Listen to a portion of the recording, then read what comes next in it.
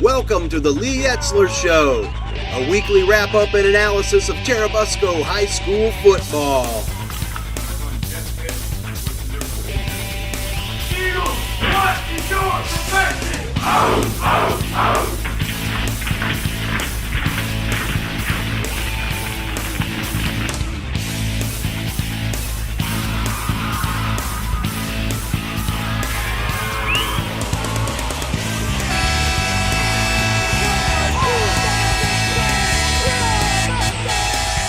And now your host, Big Daddy Don Hyatt. Hi, welcome to Lee Etzler Show. I'm Don Hyatt. This week we'll be talking to the coach about the Eagles' semi-state loss to defending state champion Lafayette Central Catholic. The season-ending loss brings the Eagles' record to 12-2.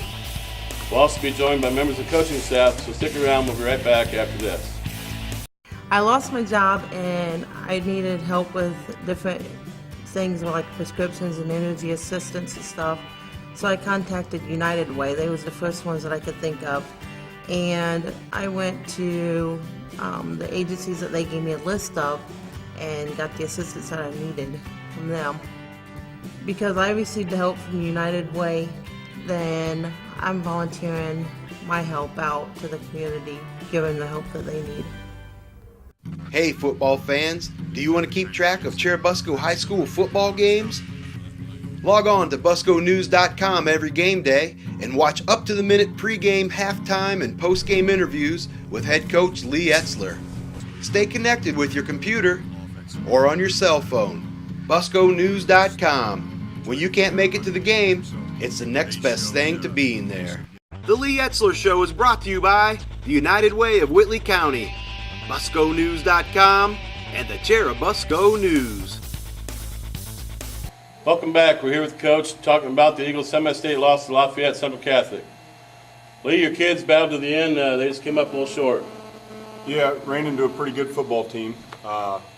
Played real well real hard from the first snap. I thought we went into the game with a very good attitude. Practiced well all week. Had a pretty good head on our shoulders. Came out smacking them, moved the ball a little bit. Gave up a big play or two early. They're a pretty good football team. Proud of our kids for the way they approached the game, how hard they played Friday night, and they don't have anything to be ashamed of. You guys came out, almost had leader at halftime. He was up 8-7. Like they scored 30-some seconds to go in the half there. First time they've trailed in 2 years. Yeah, and we came out playing pretty well. A couple years ago in the semi-state game against Sheridan, don't know if we went into that game believing we could win, and our play showed. We felt we could accept whatever result of the game if we played hard, and our kids did that. With this senior class, I believe the record was 40-9 in 4 years. I mean, that's tremendous. It says a lot for them. It says a lot for the program here at Churubusco. Yeah, there's some talent, without a doubt, a lot of talent in our senior class, and we have talked, recently as well about some of the, we went to semi-state in 07. Well, this senior group were freshmen then, and Kyle Monk started when he was a freshman, and a handful of other ones were on special teams and things like that. So they've had an extremely successful high school football career, which is something that they can be very proud of. And we're proud of them for that. Probably the thing that makes us most proud is the example that they've set for the kids that are coming after them.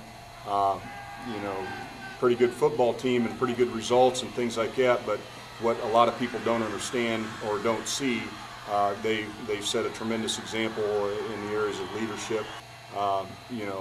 When next year, when it's time for other kids to step up and other kids to assume the roles that are left by the seniors, we're pretty confident that they have a pretty good platform to copy after with the senior class that left. So tremendous contribution to our program, and they left a pretty good legacy and taught our younger kids extremely well.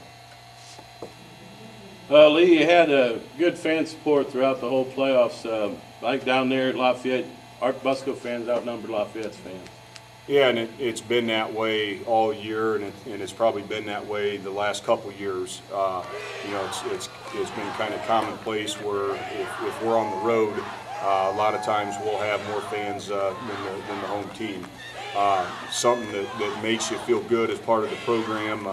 You know, they come out and support our kids, and the kids appreciate that, and makes it easy to get fired up to play a football game when that's the case. You know, our kids do a pretty good job of playing football, and they're exciting to watch, so that's probably a lot of it. But we do appreciate very good fan support, and you know, you talk to other people in our conference. You know, they know if Churubusco is coming to town, we're gonna bring a bunch of people there. So it makes you feel good to be a part of a situation like that. Stay with us. We'll be right back. We'll be joined by members of Busco's coaching staff. You ain't a-going nowhere!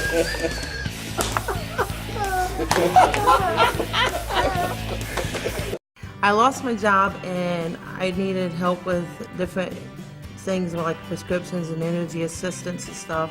So I contacted United Way. They was the first ones that I could think of. And I went to the agencies that they gave me a list of and got the assistance that I needed from them. Because I received the help from United Way, then I'm volunteering my help out to the community, giving the help that they need. Hey football fans, do you want to keep track of Churubusco High School football games? Log on to busconews.com every game day and watch up-to-the-minute pregame, halftime, and postgame interviews with head coach Lee Etzler. Stay connected with your computer or on your cell phone. busconews.com. When you can't make it to the game, it's the next best thing to being there. The Lee Etzler Show is brought to you by the United Way of Whitley County, busconews.com, and the Churubusco News. Welcome back to Lee Etzler Show. We're happy to be joined by the members of the coaching staff. Lee, you want to introduce your staff? Sitting to my far left, Clint Davis. Clint helps us out in the defensive backfield and the offensive backfield. John Schmidt has been around Churubusco football program for 19 years. Coaches defensive backs and spread ends. Zach Dock is our defensive coordinator, coaches outside linebackers, and also helps out with the offensive line. Todd Lordy helps out in the offensive backfield and coaches our inside linebackers. Paul Sade coaches the offensive line for us and helps out with the defensive line.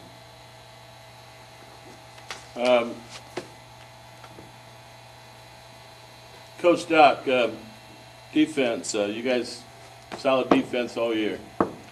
Yeah, you know, we had a pretty good season defensively. We had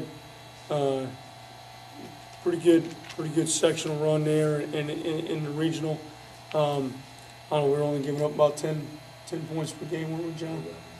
Yeah, 11 points per game there, and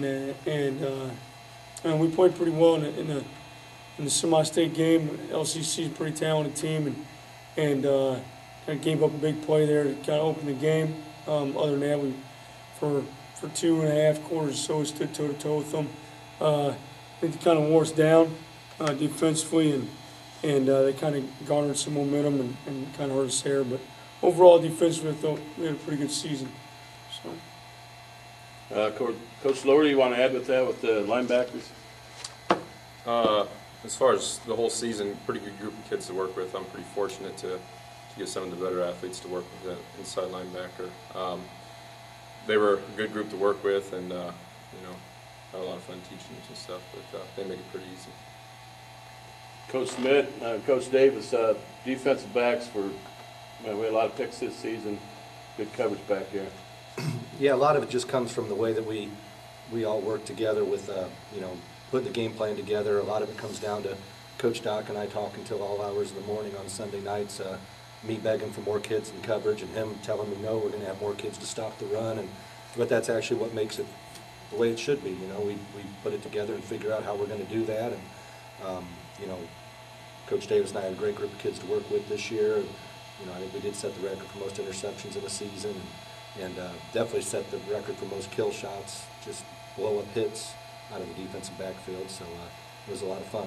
Yeah, schematically, I think we put our defensive backs in bind a lot. We put a lot of pressure on them and expect them to do a lot of things just because the way our defense is set up. And I thought throughout the season, I think we improved as a group quite a bit. Obviously, our safeties, are some of our better athletes and made plays on the ball and stuff. But our cornerbacks, I think steadily got better. And we asked them to do a lot of things in the defensive scheme. So pretty proud of the way they played. Okay, on the offensive side, Coach Say, do you want to talk about the offensive line? Yeah, I think from the beginning of the year till now, they obviously have improved. They're not very big. We kind of pride ourselves on playing faster every week, and I think, like Coach Etzler said, even from the very get-go, our kids undersized, but we're flying off the ball, and they take a lot of pride in their work, and we're very happy to be blocking for Monk and Mathewson and those guys, and really probably overachieved in a lot of ways just because they were so small and not the biggest or the baddest group of guys, but they played fast, they played nasty, and they enjoyed hitting people and enjoyed opening up holes for those guys in the backfield. So very proud of the way they played this year. Lee, you want to talk a little about how you got a tight group here for coaching staff? Well, Don, it's all a front. We agree publicly that we're gonna put this image that we all get along real well, and we don't. We're bad-mouthing each other behind our backs, and anything negative we can say about one another, we're going to say. The one thing about us, the coaching staff, it is fun. We're jacking around a lot of times, and pretty much, when you think about what approach you're supposed to have, well, we spend a whole lot of time together, and if you're not having fun with the amount of time that we spend, then you probably need to be doing something else. We do get along extremely well. You're a little bit nervous about saying something stupid in the coach's office because 5 years later it'll be brought up. And that's probably the way it should be. We have a fine system that keeps each one of us honest, almost. Keep almost all of us honest. Coach Sade set new records this year for most fines in a year. So we're working on his discipline, and hope that with increased maturity over the years that maybe he'll get a little bit better. Don't bet on it. We do get along very well, and you need to if you're going to spend that much time. We're always to some degree not very serious with each other. So. Although we did think it was a good sign in the sectional championship game when Coach Doc and I got in a big fight on the sideline, which is our ritual for sectional championship games, and we figured we had to win in hand once we started going at it. It's also a ritual whenever there's a big defensive play on our sideline. Coach Doc and Coach Lordy, or Coach Doc and Coach Schmidt, they'll hug from time to time on the sideline, so that's nice. We had to, Which is a finable. Which is finable. Which is finable. I've never been on my knees until that. Coach, Really jumped up a notch. I believe there's video proof of that. You have to celebrate properly, or you really take it. We want to thank the members of the coaching staff for stopping by today and talking with us about Busco football. We also want to thank Coach Etzler for taking the time to talk with us each and every week throughout his hectic season. Most of all, we want to thank you, the fans, for watching the Lee Etzler Show every week. It's been a lot of fun. We're already looking forward to next season. Watch Churubusco News and Busco News for more exciting info about the future Busco football coverage. I'm Don Hyatt. We'll see you next year.